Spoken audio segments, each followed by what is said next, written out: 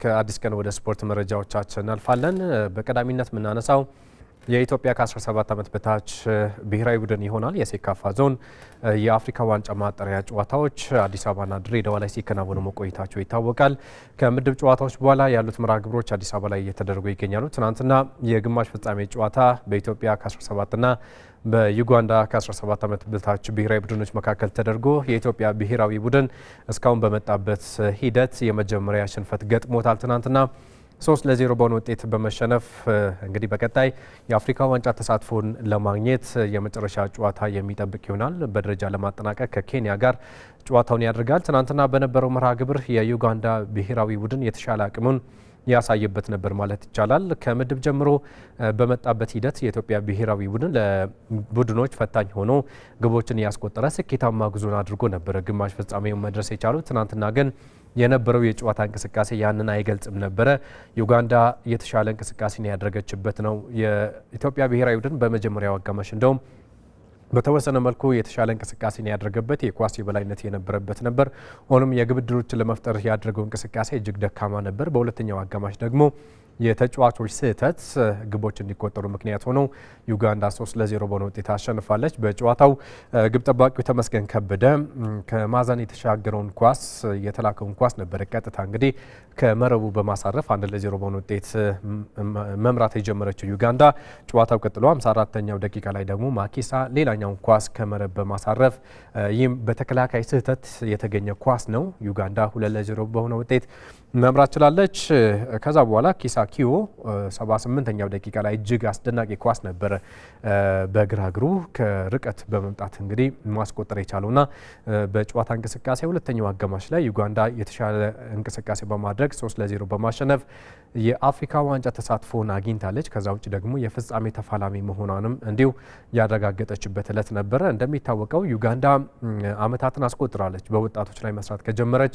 በቅርቡ በተጠናቀቀው ባሳለፍነው ሳምንት በኳታር አስተናጋጅነት በተከናወነው የዓለም ከ17 ዓመት በታች ብሔራዊ ቡድን ላይ አንድ ራሱን የቻለ ከ17 ዓመት በታች ብሔራዊ ቡድን እንዳላት ይታወቃል። እዚህ አዲስ አበባ ላይ ደግሞ ሁለተኛ ከ17 ዓመት በታች ብሔራዊ ቡድን ልካ እንግዲህ እጅግ ድንቅ እንቅስቃሴን አድርጋ አሁን ወደ ፍጻሜ ያልፋለች። በፍጻሜው ደግሞ በምድብ ላይ የምድቡ መሪ ከነበረችው ታንዛኒያ ጋር የምትገናኝ ይሆናል። እንደሚታወቀው በምድቡ በተገናኙበት የመጨረሻ ጨዋታ ታንዛኒያ 2-1 ዩጋንዳን አሸንፋለች። ስለዚህ ከዚህ ጨዋታ የተሻለ እንቅስቃሴን አድርገው ዋንጫውን ዳግም ለአምስተኛ ጊዜ ለማሸነፍ ዩጋንዳ ከፍተኛ ጥረት ታደርጋለች ተብሎ ይጠበቃል። ታንዛኒያ 2 ጊዜ የመድረኩ አሸናፊነት፣ ኢትዮጵያ ደግሞ ከ22 ዓመታት በኋላ የአፍሪካ ዋንጫ ተሳትፎ ለማግኘት የመጨረሻ ጨዋታዋን የፊታችን ማክሰኞ በደረጃ ለማጠናቀቅ ከኬንያ ጋር ትገናኛለች። ኬንያን በምድቡ የመጨረሻ ጨዋታ ማሸነፏ ይታወቃል። ኢትዮጵያና ምናልባት ከትናንትናው ጨዋታ በብዙ መልኩ መሻሻሎችን አሳይታ ይህንን ጨዋታ አሸንፋ በታሪክ ሌላኛውን ተሳትፎ ለማግኘት የምታደርገው ትልቁ ጨዋታ ይሆናል ከኬንያ ጋር። እንደሚታወቀው በሞሮኮ አስተናጋጅነት ይከናወናል ከ17 ዓመት በታች የአፍሪካ ዋንጫ።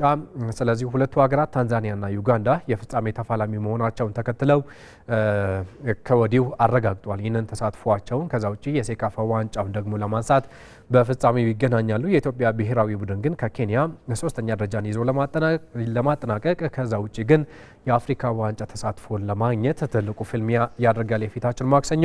ትናንትና ሁዜፋ ሻፊ፣ ዳዊት ካሳውን ጨምሮ እነ ቢኒያም የተሻለ እንቅስቃሴን ያደርጉበት ዕለት ነው ማለት ያስቸግራል። ከዚህ ቀደም በነበራቸው አቅም ትናንትና ያንን ሲያሳዩ አልነበረም። በተለይ ሁዜፋ የተወሰኑ የግብ ዕድል አግኝቶ ነበር፣ ነገር ግን መጠቀም ላይ ችግሮች እንዳሉበት ይታወቃል። ያንንም ትናንትና ማድረግ አልቻለም። ዳዊት ካሳው ደግሞ ሌላ ከማጥቃቱ ይልቅ በመስመር እንዲነሳ ተደርጎ ነበር ትናንትናም አሰላለፍ ውስጥ መግባት የቻለውና ነገር ግን የኢትዮጵያ ብሔራዊ ቡድን እንደ ቡድንም ደካማውን ቡድን ነበር ትናንትና የተመለከተ ነው። ከሁሉም በላይ 2029 ካምፒንግ ነው። 2029 ላይ የተሻለ ብሔራዊ ቡድን ለመገንባት ታሳቢ ተደርጎ እየተዘጋጀ የሚገኝ ቡድን መሆኑ ይታወቃል። ነገር ግን በዚህ በሴካፋ ዞን በጣም ድንቅ እንቅስቃሴን እያደረገ የሚገኝ ነው። ወራቶችን አስቆጥሯል። በርካታ በሺ የሚቆጠሩ ወጣት ታዳጊ ተጫዋቾች ተሰብስበው አሁን 26ቱ እንግዲህ በዚህ ውድድር ላይ የተሳተፉ ይገኛሉ። በቀጣይ ኬንያን አሸንፈው የአፍሪካ ዋንጫን ተሳትፎውን ያገኛሉ ወይ የሚለው ነገር የሚጠበቅ ይሆናል። ትናንትና ግን በዩጋንዳ 3-0 በመሸነፍ በቀጥታ ወደ ፍጻሜ ለዋንጫ የሚያደርጉትን ጉዞ ሳይጠቀሙበት እድሉን ሳይጠቀሙበት ቀርተዋል። ወደ ኢትዮጵያ ፕሪሚየር ሊግ እናልፋለን። ሲቢ የኢትዮጵያ ፕሪሚየር ሊግ የ8ኛ ሳምንት ጨዋታዎች እየተከናወኑ ይገኛሉ። ትናንትና 4 ጨዋታዎች ተደርገዋል አዲስ አበባና ሐዋሳ ላይ። በዚህም ፋሲል ከነማ ከወላይታ ዲቻ ትልቁ ጨዋታ ነበር ማለት ይቻላል። አንዳቻ በሆነ ውጤት ተጠናቋል።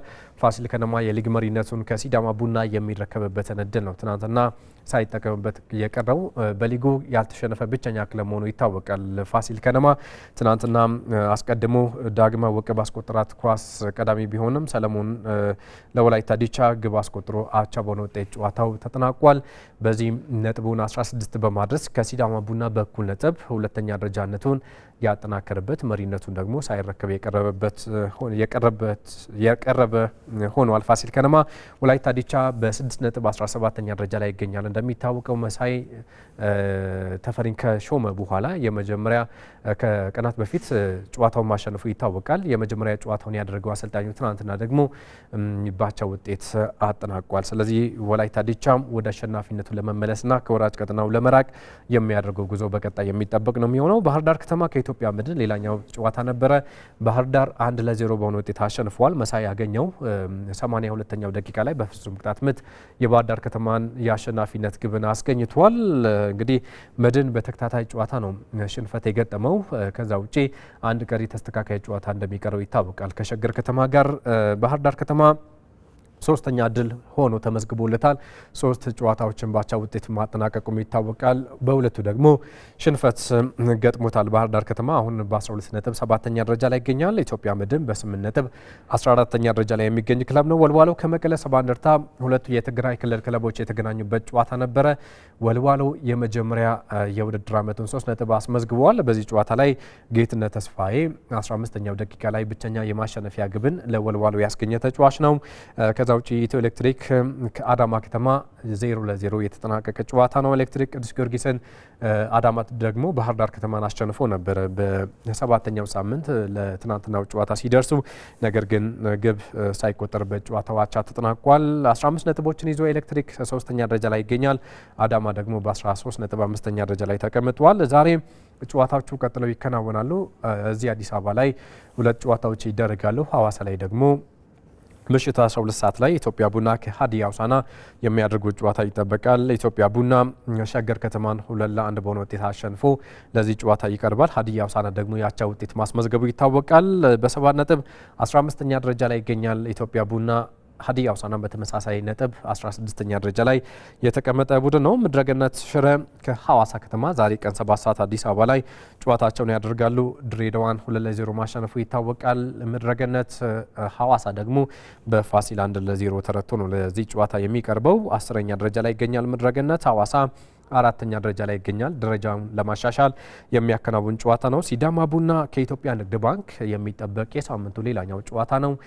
ይህ ጨዋታ ቀን 10 ሰዓት ላይ ይደረጋል አዲስ አበባ ላይ። ሲዳማ ቡና መቻልን ማሸነፉ ይታወቃል። ከዛ ውጭ ኢትዮጵያ ንግድ ባንክ ከመቀለ 2-አቻ በሆነ ውጤት መርሃ ግብሩን ካጠናቀቀ በኋላ ነው ኢትዮጵያ ንግድ ባንክ የአምና ጥንካሬ የካቻምና ጥንካሬውን እያስመለከተን አይደለም። በበርካታ ጉዳዮች በተለይ አዳዲስ ተጫዋቾችን ማሰባሰቡን ተከትሎ ወጣቶች ላይ ትኩረት ማድረጉን ተከትሎ ውጤቱ ይህን ያህል አመርቂ አይደለም። ክለቡ በሚጠብቀው ልክ አይደለም። ዛሬ ከሲዳማ ቡና ትልቁን ጨዋታ ያደርጋል። ሲዳማ ቡና ካሸነፈ የሊግ መሪነቱን በ3 ነጥብ ልዩነት የሚያደርግ ነው የሚሆነው። የኢትዮጵያ ሴቶች ፕሪሚየር ሊግ የ9ኛ ሳምንት ጨዋታዎች እየተደረጉ ይገኛሉ። ፍጻሜያቸውን አግኝተዋል። የሳምንቱ መርሃ ግብሮች አዳማ ከተማ ከመቻል 3-0 መቻል አሸንፈዋል። በጨዋታው ትዕግስት ወርቆ፣ ቤተልሔም መንተሉና ጽዮን ፈይራ የአሸናፊነት ኳሶችን አስገኝተዋል። ከዛ ውጭ ኢትዮጵያ ንግድ ባንክ ባህር ዳር ከተማን 2-0 ሲያሸንፍ ረዴት አስረሳይኝ ደግሞ ሁለቱንም የአሸናፊነት ግቦችን አስገኝታለች። ቦሌ ክፍለ ከተማ ከአዲስ አበባ ከተማ 2-አቻ የተጠናቀቀ ጨዋታ ነው። ኢትዮ ኤሌክትሪክ 9ኙንም ጨዋታዎችን በማሸነፍ በ27 ነጥብ እጅግ አስደናቂ ጉዞን እያደረገ የሚገኝ ቡድን ነው። ሊጉን እየመራ ነው። ሐዋሳ 21፣ ባንክ በ19 ነጥብ፣ መቻል በ17 ነጥብ ተከታዩን ደረጃ ይዘው ይገኛሉ። ወደ ሌላኛው የሀገር ውስጥ መረጃችን ስናልፍ ደግሞ የቢሾፍቱ የ10 ኪሎ ሜትር የጎዳና የሩጫ ውድድር እንመለከታለን። 9ኛ ጊዜ እየተከበረ የሚገኘው የኢፌዴሪ አየር ኃይል ክብረ በዓል አስመልክቶ የተከናወነው ለአየር ኃይል እድገት በሙሉ አቅሜ እሮጣለሁ በሚል የተከናወነው የቢሾፍቱ የ10 ኪሎ ሜትር የጎዳና ላይ የሩጫ ውድድር ትናንትና በደማቅ ሁኔታ ተከናውነዋል። በዚህም ብርቱ ፉክክር በታየበት የወንዶች ውድድር የመቻሉ መቶ አለቃ ጌታውን ሞላ በአንደኝነት ውድድሩን አጠናቋል። ጨምዴሳ ደበላና ቢኒያም መላኩ ደግሞ ሁለተኛና ሶስተኛ ደረጃን ይዘው ያጠናቀቁ ናቸው። በሴቶች በተካሄደው በዚህ ውድድር አትሌት ብቅሌ አንበሳ ከኦሮሚያ ፖሊስ ስፖርት ቀዳሚ ሆና አጠናቃለች።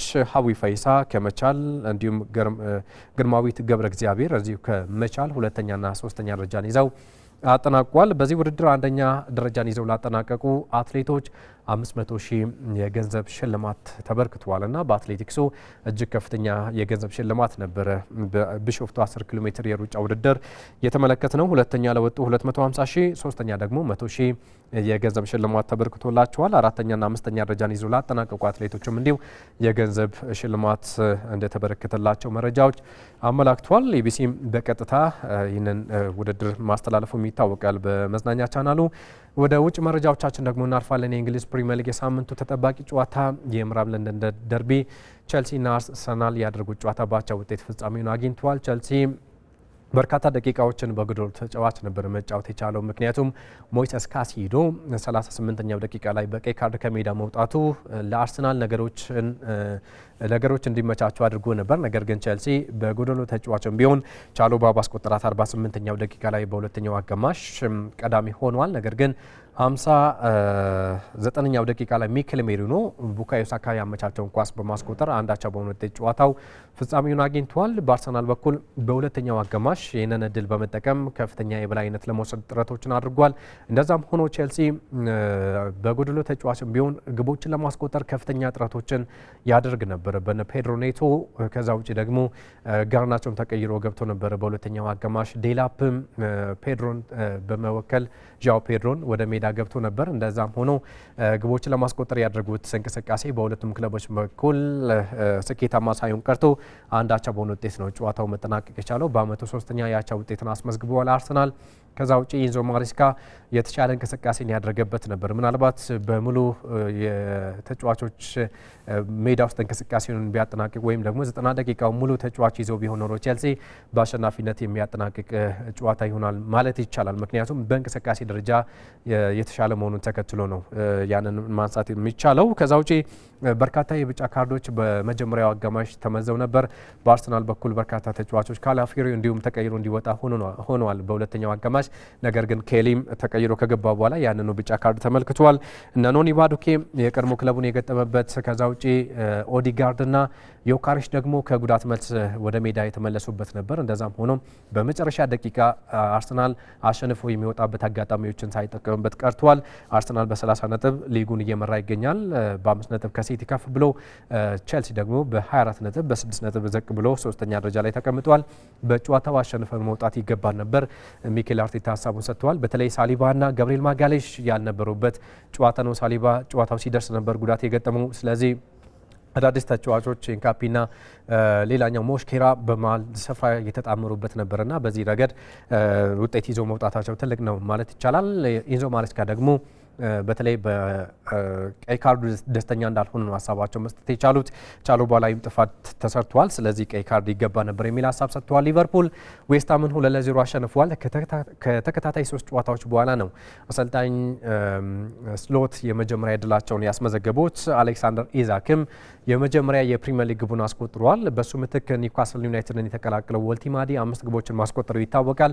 ወደ ሊቨርፑል ካመራ በኋላ እጅግ አስቸጋሪ ጊዜን እያሳለፈ የሚገኘው ኢሳክም በጨዋታ እንቅስቃሴ ምንም እንኳን ከእንቅስቃሴ ውጪ ቢሆንም ግብ አስቆጥሮ ተቀይሮ ከሜዳ ወጥቷል። ኮዲ ጋክፖ ተጨማሪ ኳስን ያስቆጠረ ተጫዋች ነው። ፍሎሪያን ዊርዝ 17 ጨዋታዎችን አድርጎ ለሊቨርፑል አንድም ግብ አላስቆጠረም። አሁንም ትናንትና ይህን ያህል እንቅስቃሴው ያማረ አልነበረም። ሞሳላ ከተጠባባቂ ወንበር ተነስቶ ጨዋታውንም ማድረግ አልቻለም። ትናንትና ተጠባባቂ ሆነው ሌሎች ተጫዋቾች እድል እንዲያገኙ አድርጓል አርኔ ስሎት። ከዛ ውጭ ክሪስታል ፓላስ ከማንቸስተር ዩናይትድ ይህንን ጨዋታ አሸንፏል። 2-1 በሆነ ውጤት ነው ፍጻሜን ያገኘው። ጆሹዋ ዜርኪዜ በተለይ ሼሽኮና ኩኛ ባለመኖራቸው በቋሚነት ጨዋታዎችን እያደረገ ይገኛል። ሁለተኛ ጨዋታውን አድርጎ ትናንትና የመጀመሪያ የሊግ ግቡን አስቆጥሯል 54ኛው ደቂቃ ላይ። ሜሰን ማውንት ደግሞ 63ኛ ላይ ሁለተኛ ግብን ያስቆጠረ ተጫዋች ነው። አስቀድሞ ጁዋን ፊሊፔ ማቴታ በፍጹም ቅጣት ምት ክሪስታል ፓላስን ቀዳሚ አድርጎ ነበር። ነገር ግን ሴልኸርስት ፓርክ ላይ ማንቸስተር ከሽንፈት ወደ አሸናፊነት የተመለሰበትን ውጤት ያገኘበት ነው። ብሩኖ ፈርናንዴስ ሁለቱንም ኳሶችን አመቻችቶ በማቀበልም ጥሩ እንቅስቃሴን አድርጓል። በ21.7ኛ ደረጃ ላይ ይገኛል ማንቸስተር ዩናይትድ። አስተን ቪላ ወልቭስ 1-0 አሸንፏል። ኖቲንጋም ከብራይተን 2-0 በሆነ ውጤት ያሸነፈበት ጨዋታ ነው። አስተን ቪላ 4ኛ ደረጃ ላይ ይገኛል በ24 ነጥብ። ወልቭስ እስካሁን በሊጉ አንድም ጨዋታ ያላሸነፈ ብቸኛ ክለብ ነው፣ ግርጌ ላይ ይገኛል። ወደ ስፔን ላሊጋ እናቀናለን። ሪያል ማድሪድ ነጥብ ጥሏል ከዢሮና ከሜዳ ውጭ ተጉዞ ጨዋታውን ያደረገው ሪያል ማድሪድ አንድ አቻ በሆነ ውጤት ነው ማጠናቀቅ የቻለው። ኦናሂ 45ኛው ደቂቃ ላይ ዢሮናን ቀዳሚ አድርጓል። ኪሊያን ምባፔ በፍጹም ቅጣት ምት ደግሞ ሪያል ማድሪድን አቻ አድርጎ 67ኛው ደቂቃ ላይ ጨዋታው በዚህ ውጤት ተጠናቋል። በባለፉት 3 ተከታታይ ጨዋታዎች ሪያል ማድሪድ ማሸነፍ አልቻለም። ሶስቱንም ባቻ ውጤት አጠናቋል። ዣቪ አሎንሶ አጣብቂኝ ውስጥ እየገባ እንደሚገኝ ይታወቃል። ያን ተከትሎም አሁንም በጋራ መሰለፍ አለብን የሚል ሀሳቡን ሰጥቷል። በቀጣይ ከአትሌቲክ ቢልባኦ ጋር የፊታችን ረቡዕ ጨዋታ ይኖረዋል። ይህንን ጨዋታ በትኩረት ማድረግ እንደሚገባም ጭምር ዣቪ አሎንሶ ሀሳቡን ሰጥቷል። ሚሊታው እንዲሁም ሮዲገር ከጉዳት መልስ ጨዋታቸውን ያደረጉበት እለት ነበረ። በዚህ ጨዋታ ላይ አርዳ ጉለር፣ ምባፔና ቪኒሲየስ ጁኒየርም የግብ ማግባት አጋጣሚዎችን አግኝተው ሳይጠቀሙበት ቀርቷል። ሴቪያ በሪያል ቤቲስ 2-0 በሆነ ተሸንፏል። ሪያል ሶሲዳድ ከቪያሪያል 3-2 በሆነ ውጤት ያሸነፈበት ነው። ባርሴሎና የሊግ መሪነቱን ተረክቧል። ትናንትና ሪያል ማድሪድ አቻ ውጤት ማስመዝገቡን ተከትሎ 33 ነጥቦችን ይዘው አንደኛና ሁለተኛ ደረጃ ላይ ይገኛሉ። አሁን በዝርዝር ወደምንመለከተው ጉዳያችን እናልፋለን። በተለይም ኢትዮጵያ በቦክስ ስፖርት በዓለም አቀፍ ውድድሮች ላይ መሳተፍ ከጀመረች በርካታ ዓመታትን አስቆጥራለች። ነገር ግን በዛው ልክ ስኬታማ አልሆነችም። አሁን በቦክስ ስፖርት ውጤታማ ለመሆን ስራዎች እየተሰሩ እንደሚገኝ የቦክስ ስፖርት ፌዴሬሽን ይህንን ሀሳብ ሰጥቷል። በዚህ ጉዳይ ላይ ደግሞ ተጨማሪ መረጃን እንደሚከተለው ይቀርባል። አካልና አእምሮን እጅና እግርን ብሎም መላይ ሰውነት አካልን ንቁ በማድረግ ከባላጋራ ጋር በሚኖር እጅ ላይ የተመሰረተ ማጥቃትና መከላከል አሸናፊ የሚለይበት ቦክስ መሰረቱ ከቅድመ ስልጣኔ የጀመረ እንደሆነ ተጽፏል። የባለሙጥኞቹ ስፖርት ከጥንታውያኖቹ ሱሜሪያና ግብጽ፣ ሮምና ግሪክ ስልጣኔዎች በመውደቅና መነሳት ውስጥ ህልው ሆኖ እንደቀጠለም ተዘግቧል። ከሮማ ስርወ መንግስት ስንብት በኋላ የደበዘዘው ስፖርቱ በ17ኛው ክፍለ ዘመን አንሰራርቶ በ1867 ለዘመናዊ የቦክስ ስፖርት መሰረት የተጣለበት ሆነ። የጥንታዊ ኦሎምፒክ አካል እንደነበረው የዘመናዊ ኦሎምፒክም አካል ተደርጎ ከዘመነኞቹ ስፖርቶች አንዱ ሆኖ ቀጠለ። ኢትዮጵያ ልክ እንደ አትሌቲክስና ብስክሌት ሁሉ በኦሎምፒክ መድረክ ከተወከለችባቸው ስፖርቶች አንዱ ቦክስ ነው። በስፖርት ቤተሰቡ ዘንድ ተፈቃሪ ለመሆኑ ደግሞ ውድድር በሚካሄድባቸው ስፍራዎች የሚገኘው ተመልካችና ለስፖርቱ የሚያሳየው ስሜት ምስክር ነው።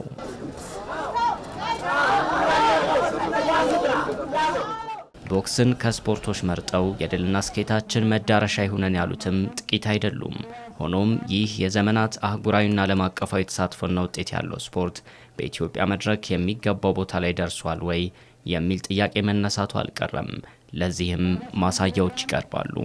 ሀገራችን በኦሎምፒክ የምትወከልበት ስፖርት የነበረ እንትንን በዚህ ደረጃ አሁን በምናየው ደረጃ ሆኖ ማየቱ ትንሽ ከባድ ነው። የሚገባውን ትኩረት ከመንግስት የሚሆን ከተለያዩ ባለሀብቶች የተለያዩ ብቻ ይህን ነገር የተሻለ ነገር ማድረግ ከሚችሉ ሰዎች የተሻለ እይታ እያገኘ ነው ብዬ አላስብም። እውነት ለመናገር በሚፈለገው ልክ አድጓልም በሚፈለገው ልክም ብዙ ነገሮችን እያገኘ ነው ማለት ይከብዳል። ግን በተቻላችሁ አቅምና በሚችሉት ልክ ኢንተርናሽናል ውድድሮችንም እንደዚህ አይነት ውድድሮችንም በጣም እየሞከሩልን ያሉ ፌዴሬሽኖች ናቸው።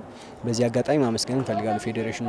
ሁሉም ቦታዎች ሲገነቡ ማዘውተሪያዎች ሲገነቡ ቦክስን ያማከለ ቢሆን ላይክ እዚህም ቢሆን ራሱ ኢንዶር የተሻሉ ጂሞች ቢኖሩ አሪፍ ነው ማለት እንደ ፕራይቬት ሳይሆን እንደ አጠቃላይ ቲሙ የሚጠቀምበትም የተለያዩ ቲሞች የሚጠቀሙበት ነገር ቢፈጠር አሪፍ ነው።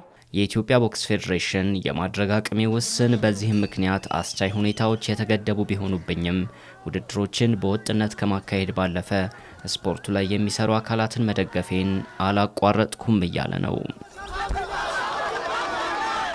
እኛ እንደ ብሔራዊ ፌዴሬሽን ዋናኛ ስራችን ምንድነው? ክልሎችን፣ ክለቦችን ማገዝ ነው። የኛ ስራ የበቁትን ወደ ሀገር እንዲመጡ ሀገራቸውን እንዲወክሉ እገዛ ማድረግ ነው። በዛ ደረጃ ደግሞ ክለቦችን ባለን አቅም በትጥቅና በተለያየ ሙያዊ ድጋፍ ስልጠናዎችን በመስጠት እያገዝን ያለ ነው።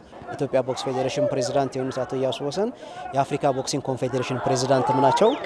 በአፍሪካ ደረጃ የአመራርነት ብቃታችን እያደገ በመጣ ቁጥር የማሰልጠኛ ማቴሪያል ማግኘት፣ የተሻሉ ውድድሮችን መሳተፍ፣ ውድድሮችን ወደ ሀገራችን ማምጣት እነዚህ የእድገት ማሳያዎቻችን ናቸው። ስለዚህ መነቃቃቱ አለ። ሁሉም ክልል ላይ ስፖርት የተስፋፋ ነው። የተወሰነ ትንሽ የሚጎሉን ነገሮች አሉ። ማዘውተሪያ ስፍራ፣ ኢንተርናሽናል ኤክስፒሪየንሳችን በጣም አሁን ጥሩ ነው። ትልቁ ነገር ደግሞ የአህጉር አቀፍና ዓለም አቀፍ ወደ ሀገራችን የምናመጣበት መንገድ ብናመቻች አሁን በዓለም አቀፍ ደረጃ ቦክስ በጣም ሀብታም ብዙ ሰዎች የሚጠቀሙበትና ትልቅ ውድድር ነውና ያንን ደግሞ በቀጣይ እያሳደገን በጋራ የምንሰራበት ይሆናል ብለን እናስባለን። መረጃዎቻችን በዚህ ያበቁ። ክቡራን ተመልካቾቻችን መልካም ጊዜ ይሆንላችሁ።